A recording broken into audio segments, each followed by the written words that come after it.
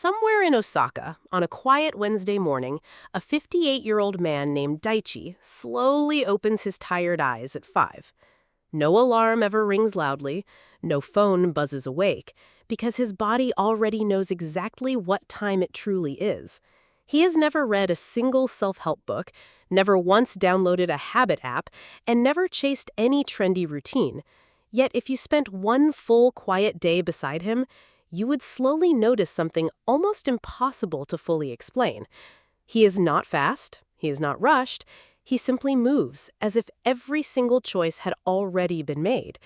There is almost no gap at all between what he decides to do and what his hands actually do next. He never looks stressed, never seems to be fighting himself, and never once talks about mindset or motivation at all. He just moves. Quietly, with a kind of calm authority that most of us spend our whole entire lives chasing. You already know this feeling, the one where your to-do list somehow grows longer the more items you cross off. You open 5 tabs to fix one small problem and somehow finish the day more scattered than when you started. And if you watched him closely, something uncomfortable would rise inside you, something worth sitting with quietly for a moment. Because your own mornings, filled with alarms, planners, and promises made to yourself, somehow still fall quietly apart by 9. Inside Daichi's ordinary Wednesday hides something quiet, something old, something that almost nobody outside Japan has ever really fully named.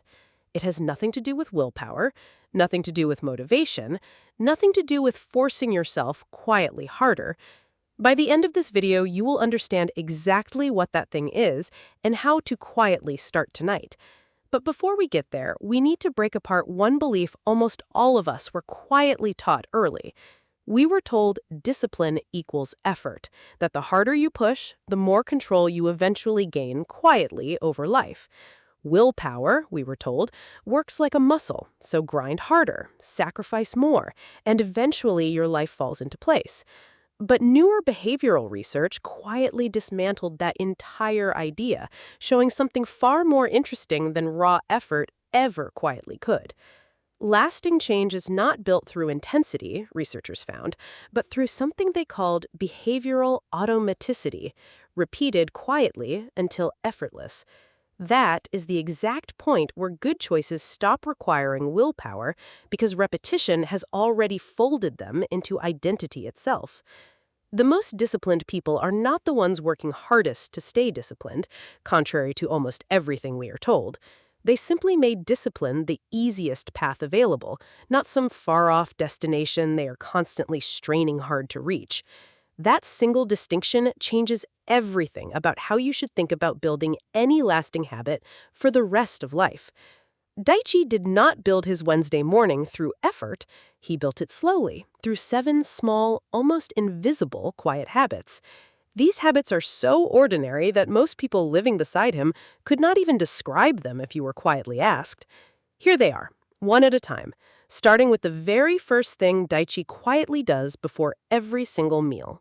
He stops eating the moment he feels roughly 80% full, never once clearing the plate completely out of habit. Compare that to the average dinner most of us eat, plate cleared automatically, second helping taken without even noticing hunger. Before eating, he silently repeats an old phrase passed down for generations, a simple reminder to stop quietly before fullness. From the outside, this looks like nothing more than portion control, a small dietary habit with very little real meaning at all.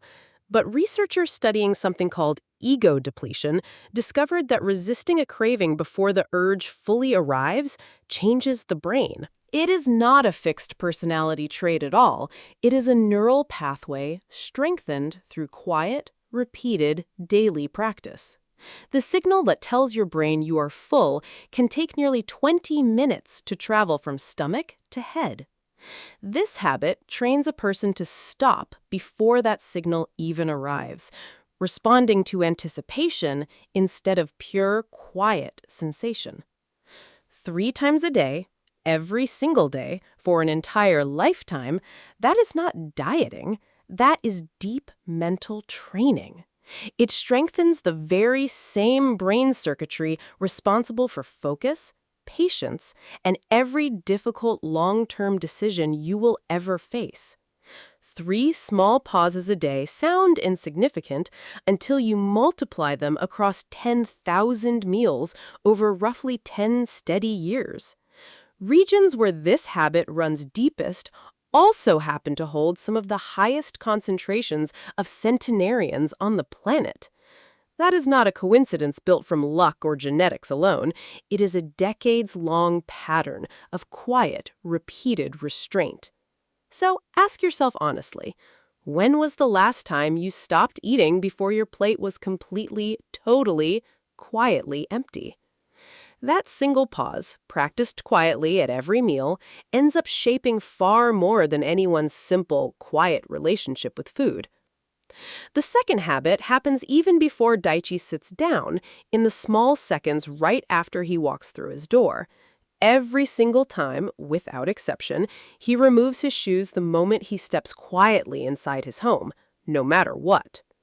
Most people call this cleanliness, but that explanation barely scratches the surface of what is actually happening in the brain. Researchers studying something called the doorway effect discovered that crossing a physical threshold causes your brain to close one mental chapter. The moment you pass through a door, your mind files away the space you just left and opens something new. Most of us never use that natural reset. We simply carry the last room's noise straight into the very next one. When Daichi's shoes come off, his nervous system receives a clear, practiced signal that the outside world has fully ended. The stress of traffic, an unfinished argument, bad news from the day, all of it gets filed at the door. In homes without this boundary, people carry the outside world physically indoors, stress hormones still circulating long after they arrive. Picture snapping at your family within minutes of walking in, not because you meant to, but because nothing ever closed. The tension from a commute still sits at the dinner table. The mental noise of work runs late into night. Do you have any transition at all when you walk through your own front door, or does everything come straight inside? What happens next in Daichi's routine is so brief that most people would never notice it was doing anything at all. Before every meal, he speaks a single, quiet word, a phrase of gratitude said almost automatically across most Japanese households. On the surface, it looks like nothing more than table manners, a small formality repeated out of pure cultural habit. But researchers using detailed brain scans found that brief, deliberate pauses between activities dramatically reduce something called cognitive carryover afterward. Even a pause lasting 2 or 3 seconds forces a clean stop between whatever happened before and whatever comes next. The unfinished conversation, the leftover tension, the half-finished thought from an hour earlier, all of it gets briefly interrupted and released. By the time most people reach 30, this tiny habit has repeated itself well over 30,000 separate times in their life. Not through meditation, not through breathing exercises, just one small word before eating, practiced until the pause becomes fully automatic.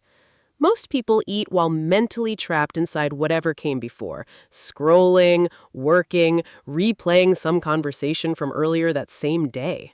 The food enters the body, yet somehow the mind never actually arrives fully present at the table where it belongs. That single missing word costs nothing to add, yet almost nobody outside this culture has ever thought to try it.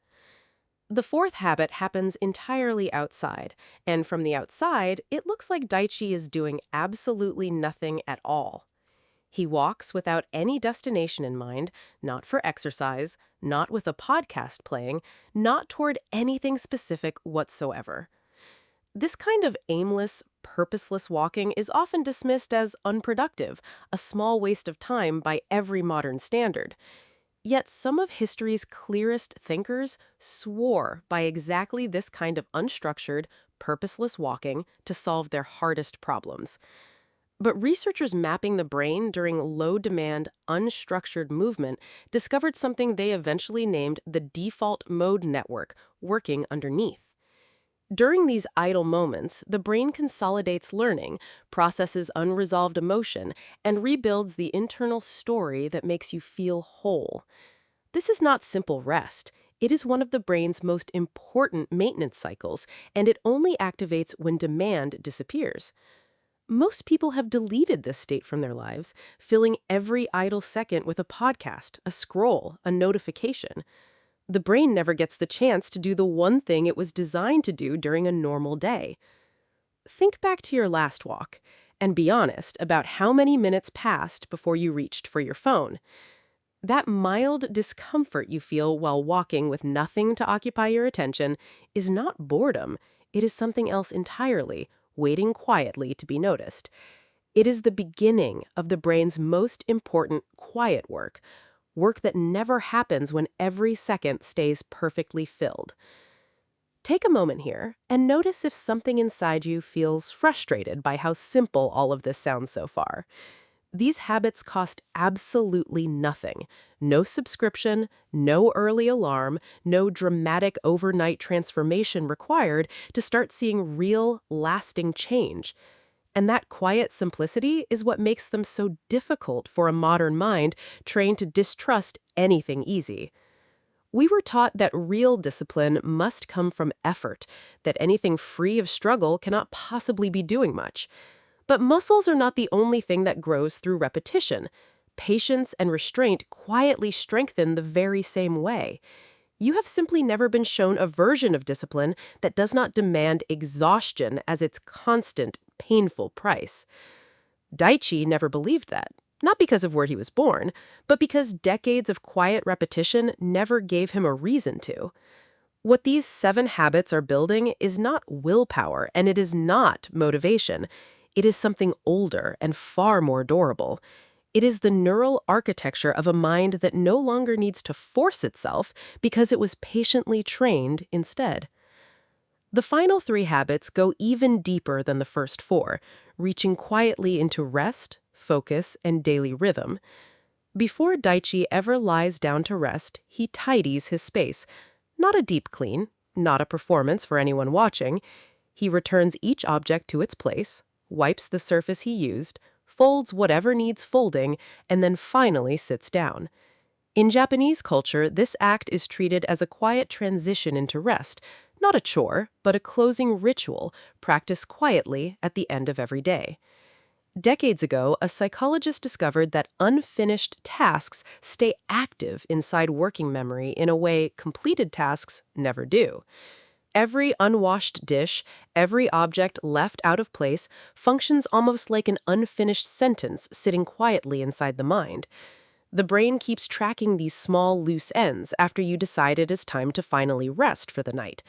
It keeps the nervous system slightly alert, preventing the kind of deep recovery that genuine, complete rest requires from us. Notice how differently you sleep in a tidy room compared to one still scattered with the mess of the day. When Daichi tidies before sitting down, he is not being neat. He is closing the day's open loops on purpose. Think honestly about the space you will rest in tonight and what your mind might keep managing while you sleep. The 6th habit is less about how hard Daichi works and far more about how he finishes what is in front of him. When he eats, he only eats. When he walks, he only walks. When he works, his focus never splits between 2 things. There is a concept in Japanese culture describing this exact idea, the understanding that this meeting, this meal, will never happen twice. Researchers studying attention discovered that every time the brain switches tasks, it pays a measurable cost drawn from limited mental resources. Multitasking was never really doing 2 things at once, it was always just switching quickly enough to feel like it. These costs stack up across the day, especially for anyone answering messages during calls or juggling several open tabs at once. By evening, that person's mental resources feel measurably drained, not simply tired, but depleted in a very specific, trackable way. That exact brain region governs impulse control, long-term judgment, and self-restraint, and it has less left after paying costs all day long. Daichi ends most days with far more of himself intact than someone who spent those same hours divided across 20 unfinished tasks, not because he works harder than anyone else, but simply because he refuses to pay that constant, invisible switching cost so repeatedly. Every notification you answer mid-task quietly withdraws from the same limited account your evening self will later need to draw from. The seventh and final habit is the one holding all 6 of the others together beneath the surface of every day. He falls asleep and wakes at nearly the exact same time every single day, regardless of weekends, weather, or how he feels. Not approximately the same time, but consistently, precisely, almost to the minute, day after day, without much conscious thought or effort. Large cross-cultural sleep studies found that timing regularity, far more than raw duration, predicts a person's daily mental sharpness and stability. That consistency turns out to be the one quiet variable that changes everything else happening through someone's entire day. The brain runs on an internal circadian clock governing cortisol, melatonin, and dozens of other regulatory hormones working together beneath the surface. Consistent timing calibrates that clock precisely, so cortisol rises on schedule and clear, steady alertness reliably follows soon after waking. Melatonin falls exactly when it should, and deep restorative sleep follows naturally, instead of arriving late and incomplete each night. Even a strict diet or an expensive gym membership cannot fully compensate for a clock that never learns its own rhythm. Even a shift of 45 minutes can trigger what researchers call circadian desynchronization, throwing the entire internal clock out of sync. That desynchronized clock does far more than disturb sleep. It directly weakens impulse control and focus for the entire following day. Daichi is not disciplined because of where he was raised. He is disciplined partly because his biology stays precisely, daily calibrated. His consistency is not really the result of discipline at all. It is actually the quiet, hidden source of it, which means the version of you that struggles nightly to fall asleep is quietly fighting a battle discipline alone cannot win. So what do these 7 quiet habits add up to when you step back and look at the picture? Stopping before fullness trains impulse control, removing shoes creates a clean mental boundary, and one quiet word resets attention before every meal. Aimless walking gives the brain room to process and repair itself, while tidying closes the day's loops before real rest begins. None of these require money, equipment, or a single app, only a willingness to repeat something small until it becomes automatic. Finishing one thing protects mental energy, and consistent sleep calibrates the internal clock, powering every decision made the next day. None of these 7 habits are impressive on their own, and none of them require raw willpower to start practicing tonight. That is exactly why almost nobody talks about them.